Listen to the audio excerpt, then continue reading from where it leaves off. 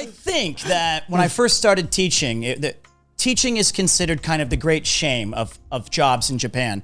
Wait, hold on. But and then I became a Twitch streamer and I realized, no, there's lower. So I am okay, but no, it is. Got him. Yeah, it's true. But no, teaching is an interesting profession, right? Of course, in most societies, it's highly respected.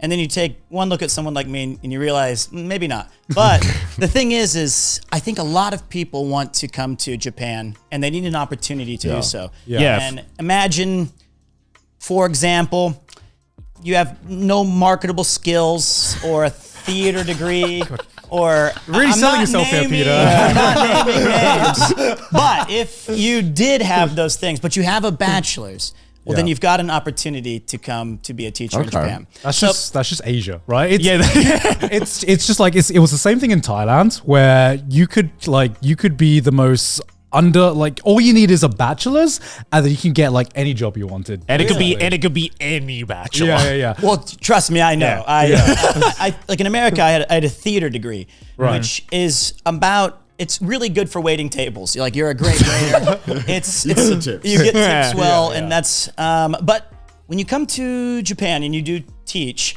I think the expat community or the other people who are in Japan they look down upon it pretty heavily. Okay, so that's one thing I've wanted to ask straight up, all right? Because like I think there's a lot of people who watch Trash Taste and just like Japan content in general, right? Who obviously they're like, I want to be able to go to Japan, and when they go do their research, they realize, okay, the easiest way is to become an English teacher in Japan, right? Like that's like the easiest like gateway method, right? But like I think the general consensus of like English teachers in Japan being like, as you put it, like a shameful like position or I guess history. I don't know. I personally haven't heard much about that. So obviously you have the experience of being in that position. None of us do. Yeah. So like, why do you think that is the case? Yeah, because I think we've met like a few English teachers who have lived in Japan, but I think you have one of the most interesting stories out of like a lot of people we've met, and also.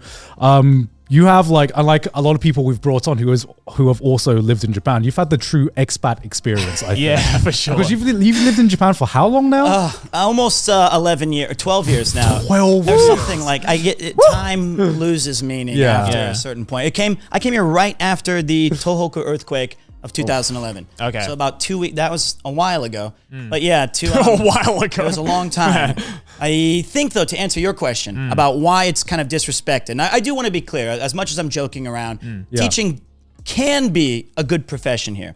Yep. But the reason it's looked down upon is we have to deconstruct like what is a teacher and what is an English teacher as a foreigner. Okay. You're not going to be, reading Socrates and explaining all of these cool Shakespearean stories. You are hired as an entertainer and or clown. And you really have to, this is an important, you are the court jester, and you have to imagine you're not in a college setting, right? You're teaching potentially kids who are anywhere from the ages of 0 all the way through high school. And if you're in elementary school or junior high, or especially, the kind of Eikaiwa, special clown, like additional education outside special of school. Clown. you better get the big shoes and the red buttons and be ready to sing some songs and create some ridiculous lessons to make English fun and interactive. Okay, so I've heard about being an English teacher in Japan and a lot of like other Asian countries, but what does that actually entail? What responsibilities are on you, and how much do you have to plan? I imagine it's different based on what school and what. Yeah. Well, what's like the typical like step-by-step process as a full-time Is there a English typical teacher? one? Well, let's go with like the 3 different scenarios. I think this will help kind of simplify it. Sure. Let's start with the Eikaiwa, Okay. which a lot of people who did not get into a school teach at an Eikaiwa. Yeah. Those are lessons that students come to anywhere from like 2 years old up to maybe elementary school. Those are usually planned out for you, or you have some sort of reference from a book that some other expat wrote in 1977. And you're like, all right, so we're going to teach colors today. And it can be pretty brutal. Like a normal lesson would be something like this. And this is why I highly recommend you think very hard about being a teacher.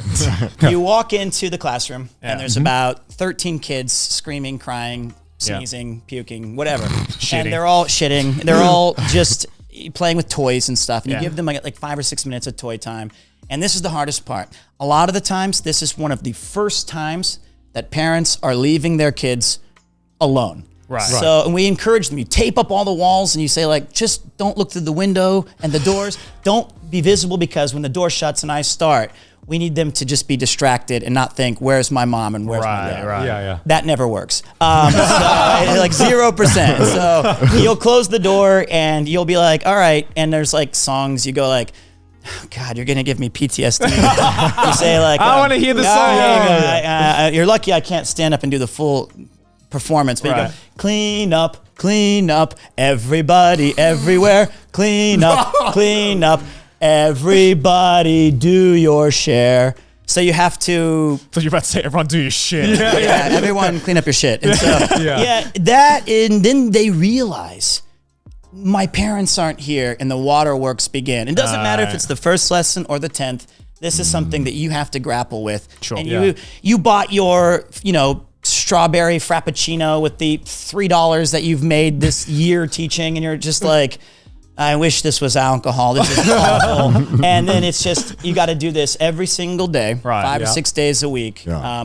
in perpetuity, until you can escape that job. So this is obviously... this is the Eikaiwa version. Yeah, so this is obviously like targeted towards, like what, average age? I would say anywhere from 2 all the way until early middle school. And the middle schoolers are a bit, the classes are smaller. Right. It's a bit more personal. You can just say like, what are you studying in school Yeah. today? Let me help Yeah. you. So those are kind of fun. But Yeah. anywhere in the baby to... The baby range. Who's the babysitter? Who's Yeah, babysitter. Oh man, something. it is not, but it can be rewarding, of course. I'm Yeah. saying that because I had 2 or 3 good memories, but it is fun to see kids and you help them learn like what does the color blue look like Right, in right. English. All right, so what are the other? You said that was the first. That's the first one. Then Yeah. the next is elementary school. Yeah. And Yeah. so now you have to start wearing the suit and you have to start going to gosh. school and sitting with the morning meetings with the teachers. And there's a lot of differences from like America. Like as a teacher, you'd walk up to the principal and you'd say like, "Ohayou gozaimasu," and he'd be like, "Ew," and then you'd go sit down. And then now you're kind of in this world where you have an abundance of free time and you have no idea how to spend it because you don't have any money and you can study Japanese or you could, look busy on the computer. But then the classes you have anywhere from 3 to 5 a day.